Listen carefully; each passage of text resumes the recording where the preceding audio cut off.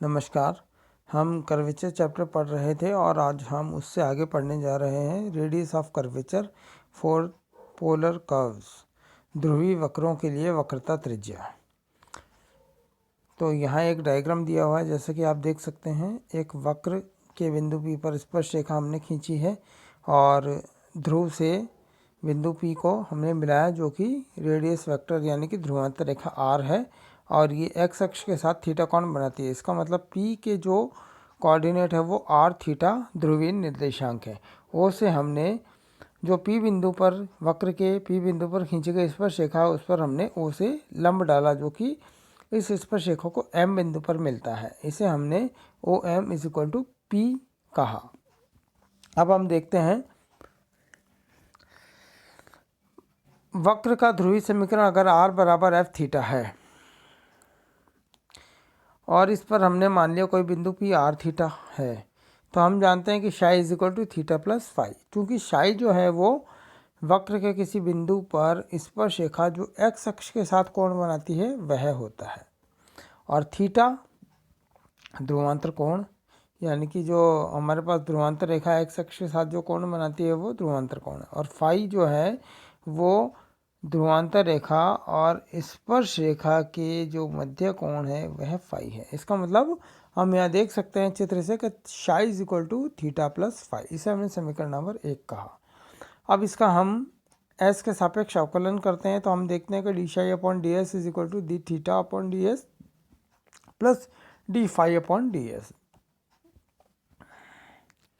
और सिंप्लीफाई करें अगर हम इसे, तो d theta upon d s plus d psi upon d s को हम किस तरह से लिख रहे हैं, D psi upon d theta and D theta upon d s. हमने इसको इस तरह से लिख दिया, तो हमारे पास जो है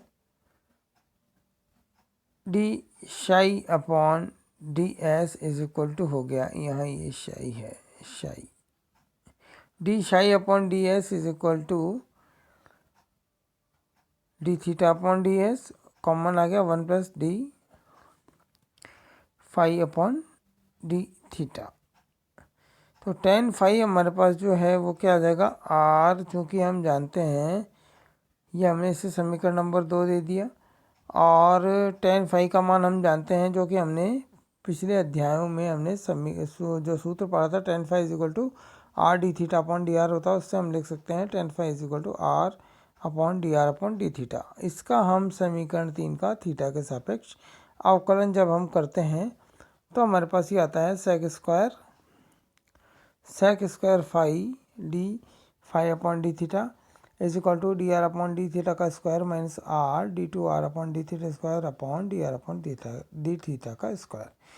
अवकलन करने पर हम इजीली देख सकते हैं कि हमारे पास ये हम प्राप्त कर सकते हैं। अवकलन का नाम सभी जानते हैं। तो यहाँ से d phi upon d theta अगर हम देखें तो हमें सिंप्लीफाई करने पर इसको जब हम सेक स्क्वायर फाई को नीचे ले जाते हैं डिनोमिनेटर में, तो वो 1 + tan स्क्वायर फाई हो जाता है। और अब हम देखें, हमने अंश को ऐसा कैसा रखा और जब इसको अंदर मल्टीप्लाई किया तो हमारे पास ये D r upon d theta का स्क्वायर प्लस आर स्क्वायर आता है। हमने यहाँ इस तरह से इसे सॉल्व कर दिया। अब हमें पता है कि D s upon d theta जो कि सूत्र है वो क्या होता है कि √r² plus d r upon d theta का स्क्वायर। तो अब हम D psi upon d S जब हम निकालते हैं, देखिए D psi upon d s ये रहा हमारे पास। इसमें हम ये मान पुट करते हैं d theta upon d s का और d phi upon d theta का। तो जैसे हमने ये मान पुट करा यहाँ पर इन दोनों का, तो हमारे पास ये आ जाता है। और D psi upon d s जो है हम पता है कि 1/ρ होता है, इसलिए हमने इसे 1/ρ लिखा और इसे हम जब सिंप्लीफाई करते हैं तो हमारे पास ये आता है।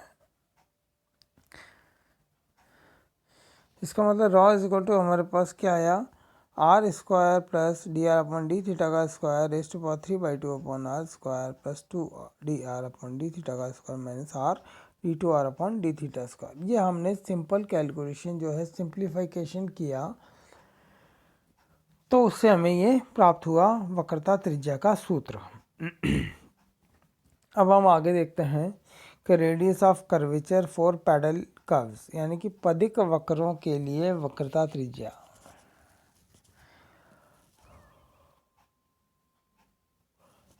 हम पूर्व के अध्याय में पढ़ चुके हैं कि पदिक जो समीकरण होते हैं, पदिक वक्र होते हैं, वो क्या होते हैं, पी और आर में जो रिलेशन दिखाते हैं वो पदिक समीकरण कहलाते हैं। इसलिए हम यह मानते हैं कि जो पदिक समीकरण है किसी वक्र की वो क्या है, P is equal to f of are.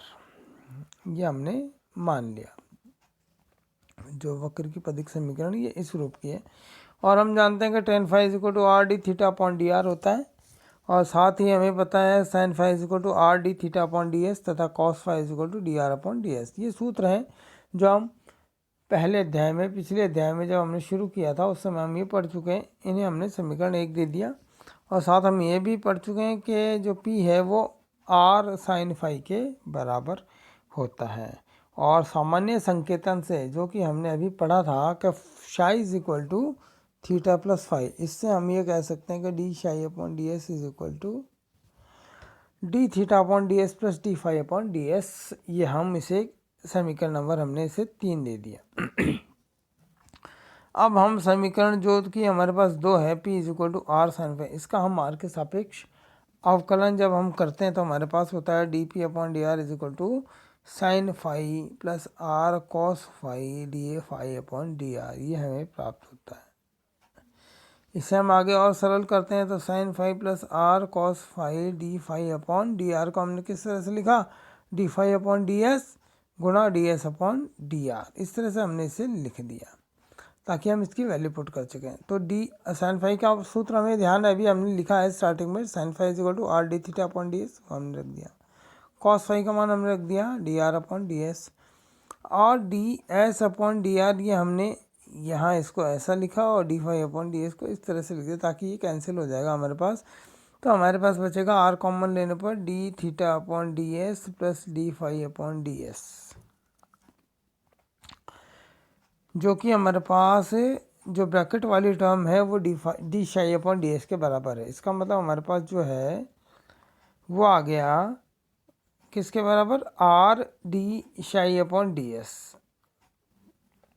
इसका मतलब D p upon d are जो है वो क्या है, R D psi upon d s, और D psi upon d S क्या होता है, 1 अपॉन रो। इसका मतलब आर गुणा 1 अपॉन रो के बराबर ये हमारे पास आ गया। तो रो इज इक्वल टू हो गया are d r upon d P. तो ये हमारे पास जो है वक्रता त्रिज्या का जो सूत्र आया पदिक वक्रों के लिए वो इस प्रकार हमें प्राप्त होता है। अब हम देखते हैं कि radius of curvature for tangential polar curves, यानी कि पी और शाई इक्वेशन जो हमारे पास है उनके लिए हमें रेडियस ऑफ कर्वेचर निकालनी है, यानी कि स्पर्श रेखीय ध्रुवी पी शाई समीकरणों के लिए हमें वक्रता त्रिज्या ज्ञात करनी है। तो हमें पता है कि D r upon d s जो कॉस फाई है, और रो जो है कि डी एस अपॉन डी शाई वो हमें are d r upon d P जो कि अभी हमने ज्ञात किया वो हमने यहाँ लिख दिया। तो डी पी अपॉन डी शाई, हम डी पी अपॉन डी शाई को इस तरह से लिख सकते हैं, d p upon d r गुणा d r upon d s गुणा d s upon d psi. तो जब हम इसको हम सिंप्लीफाई करते हैं तो हम देख सकते हैं वो हमें डी पी अपॉन डी शाई ही प्राप्त होता है। हमने इसे इस तरह से इसलिए लिखा क्योंकि d p upon d r as it is और d r upon d s हमें पता कॉस फाई होता है, d s upon d psi r d r upon d p होता है। ये हमने इसे पुट कर दिया यहाँ पर। तो हमें देखते हैं कि हम यह देखते हैं कि d p upon d psi is equal to r cos phi हमें प्राप्त हो गया। इसे सिंप्लीफाई करने पर साथ ही हमें यह भी जानते हैं हम कि P बराबर आर साइन फाई होता है। तो अब हम एक और दो समीकरण का वर्ग करके यदि हम जोड़ते हैं तो हमारे पास p square plus d p upon d psi का square is equal to r square हम प्राप्त करते हैं। अब हम इसके दोनों साइड जो है पी के सापेक्ष अगर अवकलन करते हैं तो ये आता हमारे पास 2p plus 2 dp/d of dp/d is equal to 2r dr/dp, जो कि हम इस तरह से भी इसे लिख सकते हैं। सिंप्लीफाई कर दिया हमने इसे। 2p प्लस, इसका मतलब क्या हुआ, 2p प्लस 2p dp/d जो है उसके हमने dp/d को एज इट इज़ लिखा, d/dp लिखा, ताकि हम इसके बराबर ही हमने ऐसा लिख दिया is equal to 2r dr/dp। सरल करने पर ही हमारे पास आया 2p प्लस 2dp/d गुणा d2p/d स्क्वायर गुणा d/dp is equal to 2r dr/dp,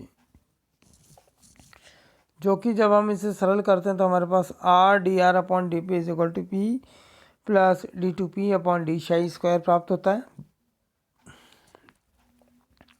और ये हमारे पास जो है वो है रॉ, इसलिए हमने लिखा rho is equal to p plus d2p/d square. तो हमने आज ये वक्रता त्रिज्या के सूत्र के बारे में पढ़ा, पदिक वक्रों के लिए, ध्रुवीय वक्रों के लिए। तो आज के लिए इतना ही, अगले भाग के लिए हम अगली कक्षा में पढ़ेंगे। धन्यवाद।